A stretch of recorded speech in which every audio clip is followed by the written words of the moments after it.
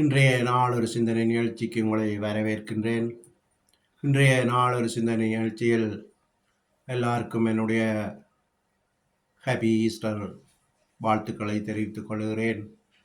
இந்த ஈஸ்டர் என்பது உயிர்த்த ஞாயிறு. இந்த உயிர்த்த ஞாயிறு என்பது இயேசு கிறிஸ்து மரித்து இன்றைக்கு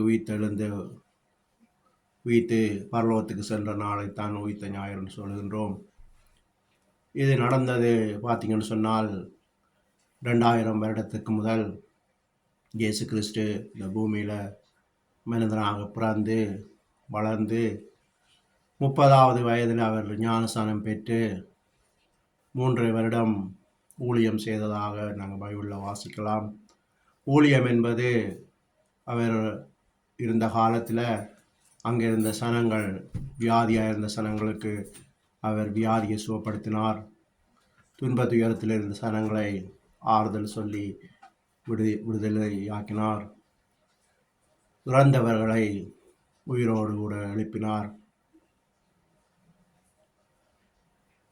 அவர் மனிதனாக பிறந்து கடவுள் மனித ரூபம் எடுத்து பிறந்ததுக்கு காரணம் மனிதராகிய நாங்களும் பாவத்திலிருந்து விடுதலையாகி இப்படியும் வாழ முடியும் என்பதை காண்பிப்பதற்காக அவர் தன்னை மனித ரூபமாக இந்த உலகத்துக்கு வெளிப்படுத்தினார்.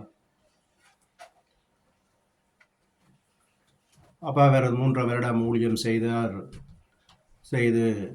அந்த 3 வருடம் முடிவு பெறுவது அந்த இஸ்ரவேலர் யூதர் இயேசு கிறிஸ்துவை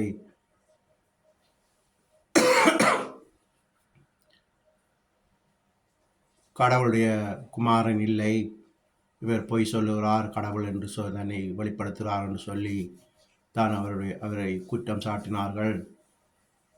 குற்றம் சாட்டி அவரை சிலுவையில் அறைய வேண்டும் என்று சொல்லி அவருக்கு சவுக்கால் அடித்து துன்பப்படுத்தி ஒரு மலையில் கொண்டு போய் அவரை சிலுவையில் அறைந்தார்கள்.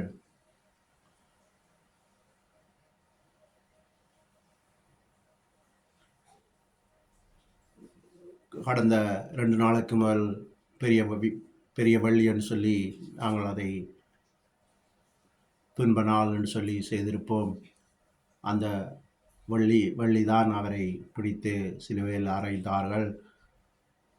அறைந்து 3ஆம் நாள் அவர் உயிர்த்தெழுந்ததான் நாங்கள் உயிர்த்த ஞாயிறாக கொண்டாடுகின்றோம். இப்படியாக இந்த இயேசு கிறிஸ்து இந்த பூமிக்கு வந்தது வியாதியில் இருந்தவர்களுக்கு வியாதியை சுகப்படுத்தவும், இருளில் இருந்தவர்களுக்கு வெளிச்சத்தை கொடுக்கவும் இயேசு கிறிஸ்து வாழ்ந்து காட்டி மறைந்தார். அவர் 2000 வருடத்துக்கு முதல் இறந்தாலும் அவருடைய ஆவி இன்னும் எங்களோடு வாசம் பண்ணுகின்றது.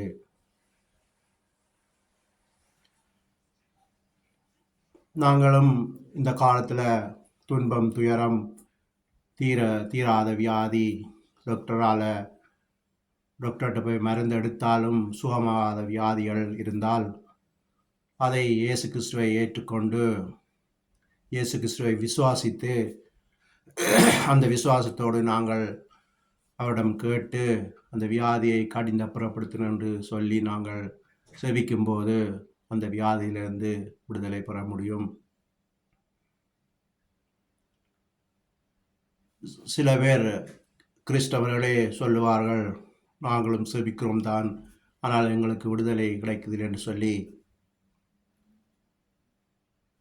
ரோமரில் ஒரு வசனம் இருக்கின்றது, முழு இருதயத்தோடு உன் இதயத்தில் விசுவாசித்து வாயினாலே அறிக்கை பண்ணினால் ரட்சிக்கப்படுவான்னு சொல்லி. அப்போ நாங்களும் இயேசு கிறிஸ்து இந்த உலகத்துக்கு மனிதராய் வந்தார், அவர் பாடுபட்டு துன்பப்பட்டு சிலுவையில் அறையப்பட்டு உயிர்த்தெழுந்தார் என்பதை முழு மனதோடு நாங்கள் விசுவாசித்து, இயேசுவே ஒவ்வொரு நாளும் நீங்கள் சொல்ல வேண்டும், இயேசுவே நீங்கள் எங்களுக்காக மரித்ததுக்கு நன்றி, எங்கள் பாவங்களை சுமந்தீங்களே அதுக்கு நன்றி என்று நீங்கள் சொல்லி வந்து நீங்கள் அவர் பெயரால, அவருடைய நாமத்தினாலே நீங்கள் வியாதிகளை பெயரை சொல்லி கடிந்து அப்புறப்படுத்தும் போது அந்த வியாதி போய்விடும். என் நாமத்தினாலே நீங்கள் எதை கேட்டாலும் பெற்றுக்கொள்வீங்கன்னு சொல்லி வசனம் சொல்லுகிறது. சுமை சுமந்து சோர்ந்திருப்போரே எல்லாரும் என்னிடம் வாருங்கள், உங்களை நான் இளைப்பாற்றும் என்று சொன்ன தேவன் இந்த இயேசு கிறிஸ்து. உலகம் தர முடியாத சமாதானத்தை நான் உங்களுக்கு தருவேன் என்று சொன்னதும் இந்த இயேசு கிறிஸ்து தான். அப்போ அந்த உலகத்தில் இல்லாத சமாதானம் அந்த இயேசு கிறிஸ்துவிடம் இருக்கின்றது. எனவே தான் நாங்கள் தேவைக்கு மட்டுமில்லை, சும்மா நேரத்திலேயும் இயேசுவே எங்களுக்காக மரித்ததற்கு நன்றி, எங்கள் பாடுகளை சுமந்ததற்கு நன்றி, எங்களை பரம்பரை சாபத்திலிருந்து விடுதலை ஆக்கினதுக்கு நன்றி என்று சொல்லி வந்து உங்கள் தேவைகள் வரும்போது நீங்கள் ஆபத்து காலத்தில் என்ன நோக்கி கூப்பிடு, நான் நோக்கி மறு உத்தரவு தருவேன் சொல்கிறார். அப்போ அந்த ஆபத்து காலத்தில் நீங்கள் அவரை கூப்பிடும்போது, அவரிடம் கேட்கும்போது அவர் நிச்சயமாக விடுதலை தருவார். எந்த மனிதனையும் நீ இந்த இனம், நீ அந்த இனம், நீ கீழ் சாதி, நான் மேல் சாதி என்று சொல்லி பாகுபாடு பார்க்காத தேவன் எல்லாரையும் அவர் தன்னுடைய பிள்ளையாக, மகனாக நினைக்கிறார், மகளாக நினைக்கிறார். எனவே நாங்கள் அவரிடம் கேட்கும்போது நிச்சயமாகவே எந்த வியாதியிலிருந்து விடுதலை பெற முடியும் என்று சொல்லி மீண்டும் எனது உயிர்த்த ஞாயிறு வாழ்த்துக்களை தெரிவித்துக் கொண்டு விடைபெறுகிறேன். நன்றி, வணக்கம்.